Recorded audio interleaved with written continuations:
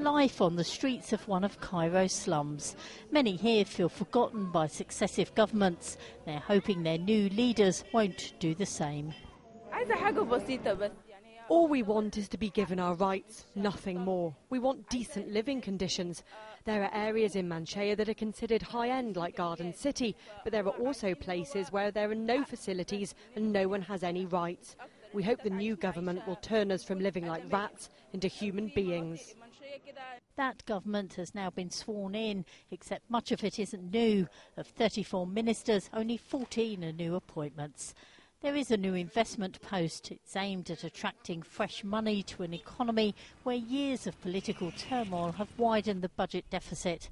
Peter Dixon of Commerzbank. I think generally the things to look out for are things like the level of corruption in the economy, which has tended to act as an impediment to growth and investment over the years. We've got very high levels of unemployment. That's something which any government really needs to tackle because it's the kind of situation which can certainly foment revolution on the streets. And unfortunately, I don't really see an awful lot of light on the horizon with regard to either of those issues.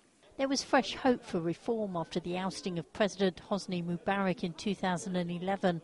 But for many, Egypt has seen a slide back towards authoritarianism after the Islamic government of Mohamed Morsi was quashed by the military last year, and with the election of former army chief Abdel Fattah al-Sisi as president. He's very much a throwback to the Mubarak era.